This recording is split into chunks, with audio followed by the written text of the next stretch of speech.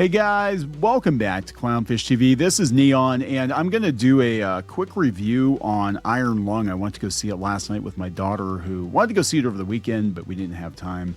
And we finally saw it last night, and I was surprised. The theater we went to go see it in actually had it on 2 screens. I guess I kept expecting this one to be kind of a low-key, low-budget affair, and it turned into quite a big deal this weekend. Now, of course, we've got the media trying to pit Iron Lung against Melania, which is, of course they are. But Box Office Pro actually said that Send Help did, I guess, better than they thought. Iron Lung and Melania both did really well. So whatever, there's plenty of money for everybody. But we're gonna talk about this because this movie completely embarrassed Hollywood. And there was a kerfuffle over the weekend. We covered it in a video yesterday talking about how it was removed from the charts for a couple of days and then it just mysteriously reappeared on Monday. And I mean, that could have been a fluke, but also, it could have been somebody just trying to throw a wrench into the system because, Markiplier went outside of the system to make this movie. And I want to disclaim before I get into the review that I have never played the game. I've never played the game Iron Lung. I'm not really big into survival horror games. My daughter is huge into them. If you guys have watched her on the Clownfish Gaming channel, you'll know she's all about the Freddy's games and the scary Roblox games and all that. It's not really my thing. So I went into this not knowing anything about the game other than it was a movie with Markiplier in a submarine. And it does what it says on the tin. It literally is a movie with Markiplier in a submarine. So does it work? Well, I've got thoughts on it, so we're going to talk about it, and there are going to be some spoilers here. Spoiler, it's a movie about Markiplier in a submarine. There we go. So before we get to it any further, please subscribe for more pop culture news, views, rants, guys. Give us a like, give us a thumbs up if you like the content. We do occasional actual movie reviews here. Usually we talk more about the business side of pop culture and movies and stupid mistakes that big studios make. But this one's resonating really well with fans. I mean, I'm sure a lot of the verifieds on Rotten Tomatoes are Markiplier fans. There were several Markiplier fans at the theater we went to in the Pittsburgh area. But, I don't think everybody that went to go see this was just a Markiplier fan. It did, 21 million over the weekend worldwide. That's pretty good on a budget of $3 million. That's pretty damn good. I can't remember a movie that's done that well on such a low budget recently. I mean, Blair Witch Project was done, I think it was under $1 million back in the day, and it made a ton of money, and then they just completely destroyed that franchise with unnecessary sequels. And this kind of gives off the same vibe to me, where it's really hard to rate a movie like this that's an indie movie because you can't really pit it directly against like a major studio production, right? Because the production values are the budget is significantly lower. So I tend to be a little more lenient with movies like this. Now, that being said, my expectations were on the floor because I'm like, oh my God, I'm paying to go see Markiplier in the theater. And I expected it to just be like one of his games or one of his walkthroughs. And he's actually a pretty decent actor. Right? I mean, he actually is. After a while, I kind of forgot I was watching Markiplier, and that's kind of what you want, right? You want to be taken out of that. Now, the critics, of course, don't like it. But 44%, for a $3 million horror movie, that's not terrible. 89% audience score. So they don't even, they were not ready for this. Rotten Tomatoes doesn't even have an image for Iron Lung here. Like every other movie gets an image because they're all ready to go, right? But okay, so here's how I'm gonna rank this one, and it is this is just these articles. I swear to God, these articles. Let's pull up something here. What is this? The Guardian. Oh, they only gave it 2 out of 4 stars. Oh my God, they're begging for money. 2 out of 5 stars. Iron Lung review. YouTuber crash lands with big screen sci-fi horror. No, it was actually better than I thought it was going to be. Again, I expected to watch effectively a Markiplier YouTube video, and that's not what we got. Okay, so the movie is small. Obviously, it was a $3 million movie. It wasn't The Room though, and that's kind of what I was expecting. I mean, that would have been hilarious if they'd be like, "Oh, hi, Mark," but it was. They didn't do that.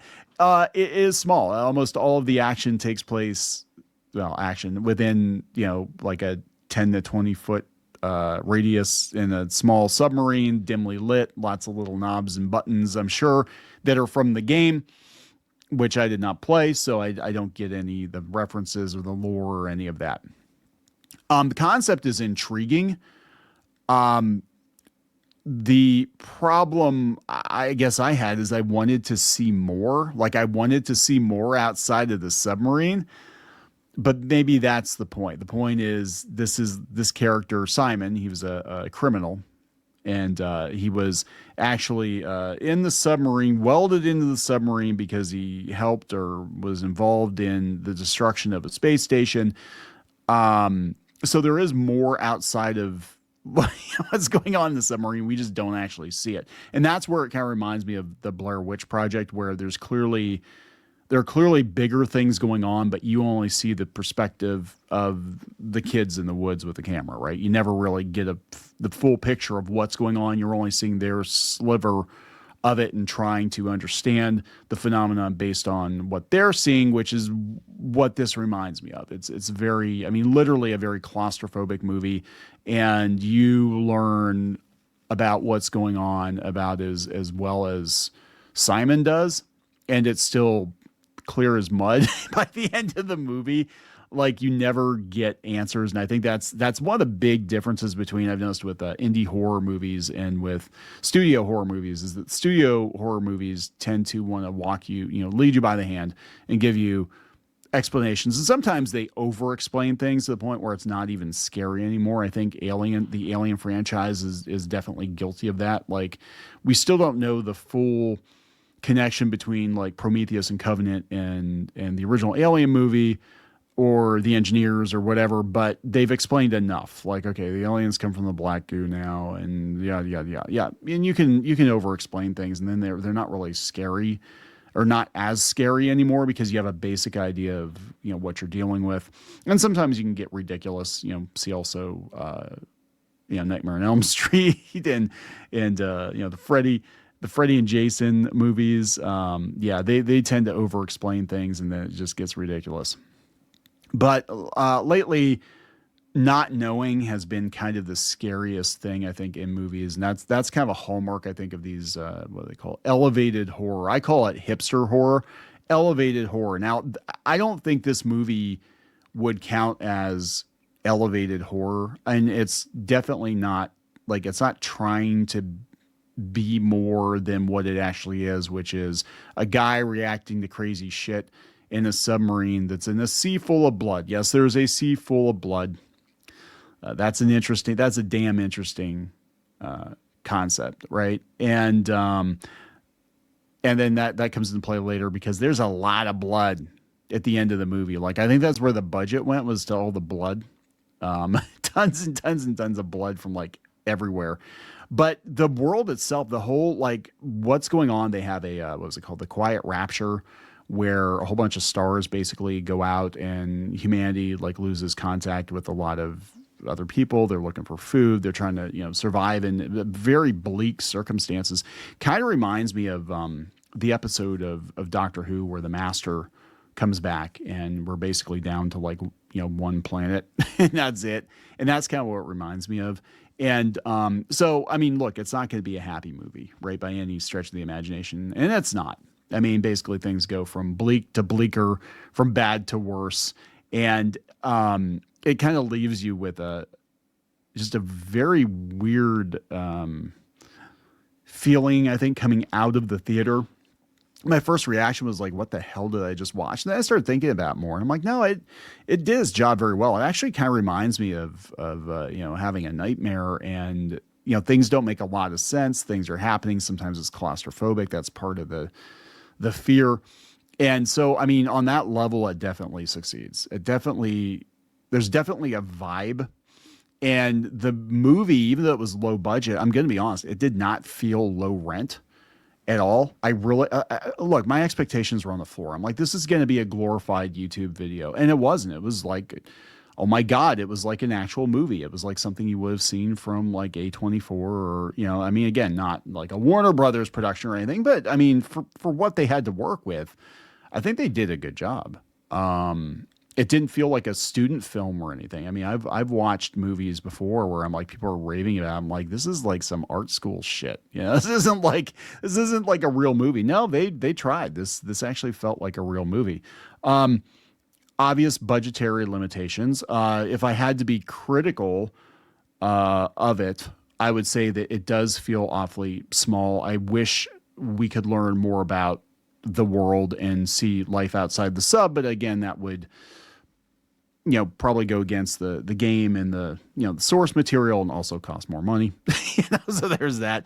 But no, Markiplier is he's a pretty decent actor. I mean, he spends most of the movie just kind of walking around the sub and screaming fuck a lot, but it works. I would do the same thing.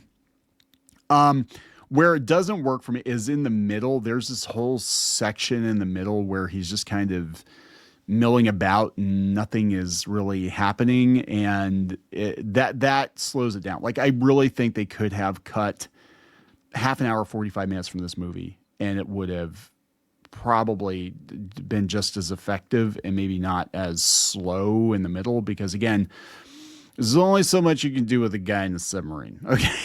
There's only so much you can do with a guy in a submarine, but, it was okay. It was all right. I don't feel like I wasted my time. I don't feel like I wasted part of my life. I don't feel like I wasted my money. I'm actually happy to support Markiplier because I think this is the direction that we need to go in. I think we need to create more independent, self-financed content, because Hollywood's just not giving people what they want anymore. And I found this year, it's been very interesting with just movies in general. Like, all the stuff I've gone to see this year, the best movies I've seen this year have been re-releases of old movies.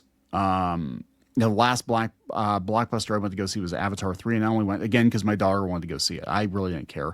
And I went with Geeky to go see Tron Ares because she literally was the only person in the theater. She would have been the only person in the theater. Like, we looked and there were no other seats sold, and it was just us. Like, the two of us went to go see Tron Ares together. But we actually do go see movies pretty often. I don't do a lot of reviews on the channel because most of the movies we go see it's either like avant-garde stuff. My kids are really into, like I said, the A24 movies and stuff like that. So we'll go see that, or we'll go see re-releases. And if it's not something that interests me, I don't go see it just to, go see it. I just don't, it's like, this looks like shit. I don't want to go see it. But yeah, I can't say it was a bad movie, and good on him for pulling off what he pulled off. I mean, this is amazing. I want to see more of this. I want to see, maybe not more of this movie or this kind of movie necessarily, or a sequel to it, because I don't know if you could do a sequel to it without killing the mystique or whatever. But I want to see more smaller budget movies that new stuff, new property, new visions, new things, even if it's not a $200 million budget.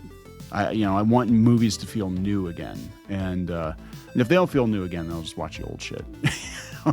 on repeat. So how would I rate it? I mean, this is hard. Again, I'm going to grade this one differently than I probably would a major studio production, because they did do so much themselves. I would say a 6 or a 7, 6, 7.